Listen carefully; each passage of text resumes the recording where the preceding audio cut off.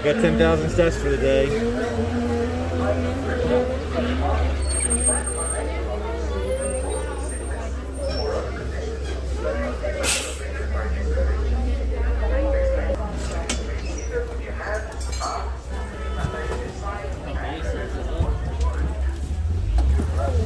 Party booty means welcome. Welcome aboard, everyone. And wash those hands, feet, arms, and legs. The right hand side, the doors slide shut. Hello.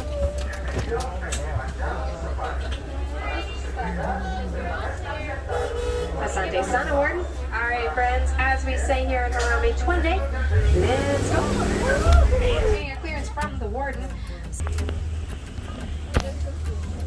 I do see one right away. Over on the right, there's no copy.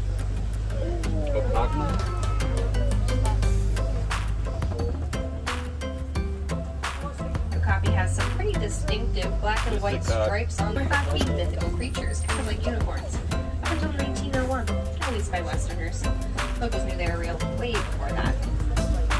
Up on this hill to the right, there are some greater kudu, those lighter brown antelope. There's also a saddle stork sitting up there, the black and white bird. Those are female greater kudu. It's mine. It's staying all day. Speaking of horns, up on this hill to the left, I think I see a black rhinoceros moving around. He blends in pretty well with the surroundings, considering they weigh around 3,000 pounds.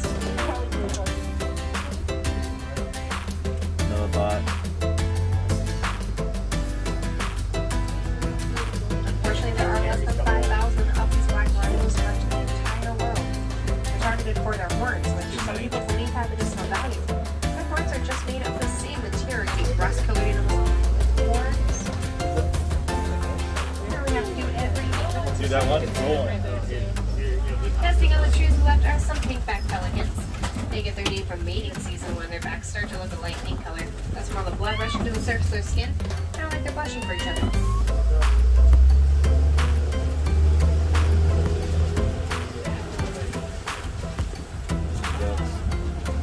I'm going to go very slowly over this bridge because I don't want to go swimming with those Nile crocodiles down on our left. They're going to be about 16 feet long. That's the same as the height of a giraffe.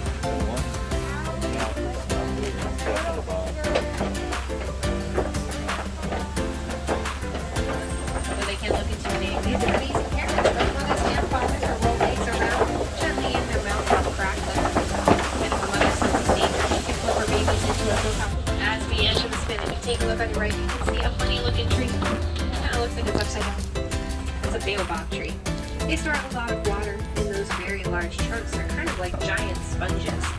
Sometimes animals like elephants will use them as a water source during droughts. That's where they get their nickname.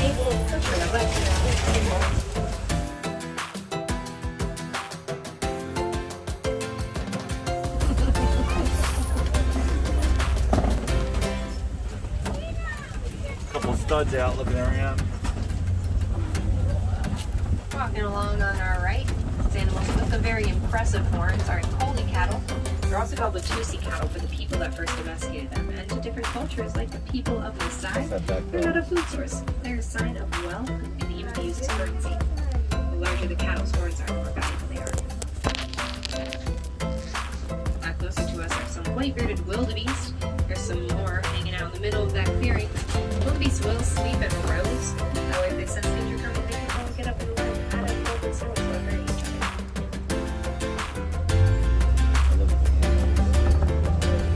In that corner where the sun is, you can see some African eating dogs. Brown, black, and white animals.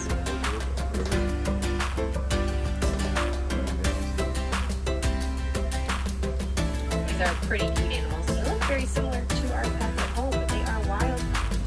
Those are sable antelope back on the left.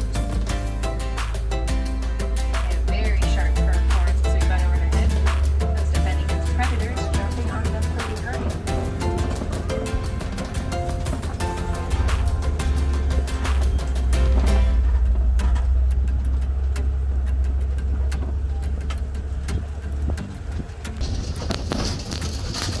Over on the left, there's a springbok standing on the hill. That's a fully grown springbok. They're just that little. They reach about 3 feet tall on average. the springbok up on that hill. You might notice some very tall animals. Those are Maasai giraffes. Those are adolescent giraffes. They're a little over a year old now, so they're not fully grown yet.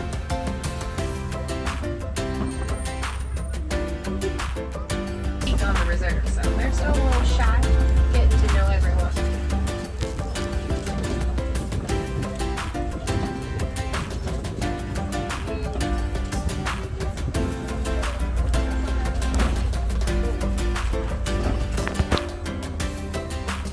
You can also see a baby zebra here on the left. Each zebra has a really neat pattern on its coat, like a fingerprint. Baby zebra's imprint on their mother. They know her exact pattern and can pick her out of her.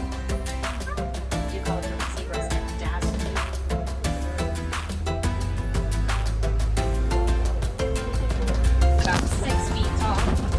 Mother gives birth standing up, so it's a 6-foot drop for a little one. There's a second baby zebra coming up on our right. This is the first one. And then further back, that's the male zebra, so he's the father of both babies.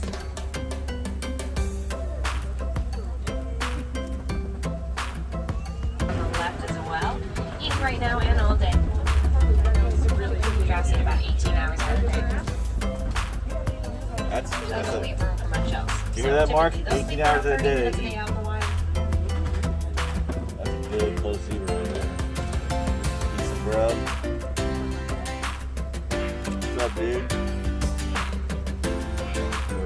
Girl? What's up, girl? I'm starting to see some fallen trees all around, so that must mean we're entering elephant country.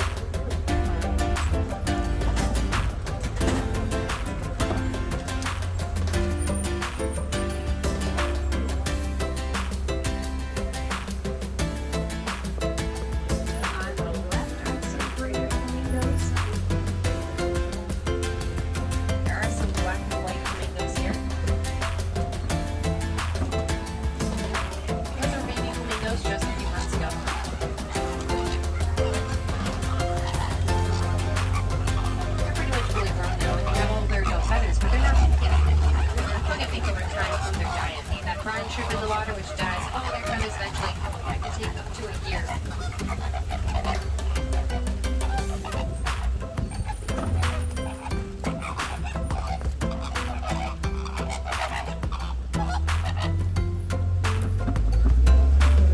A group of flamingos is called cheetah.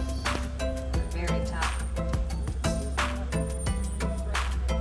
Are you guys getting up? They can reach 60 miles an hour under 3 seconds. Top speeds are around 75 miles an hour. They can't hold those speeds for more than a few hundred yards. They've got more for speed constraints there, so they only catch will hunt during the day. That's cut down on competition from other predators in the area that might be stronger than them, able to steal their food once they catch it.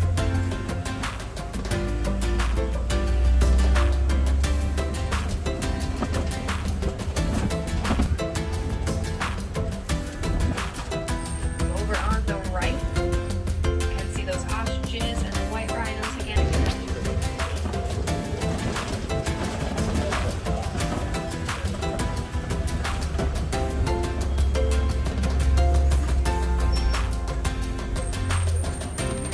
These lions are all doing their favorite activity. They'll be sleeping about 18 hours out of the day. You look back on the right, there's those rhinos lined up. They can weigh around 5,000 pounds. It's a lot larger than the black rhino we saw at the beginning. Those things don't seem like a big deal in the moment. They add up over time and they have a huge impact on the environment and these animals.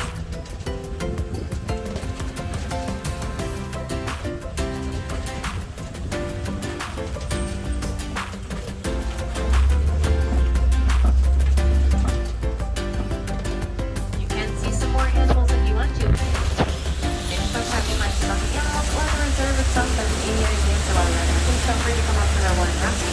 I love talking about the animals here. I can't promise I'll have all the answers, but I'll do my best for you.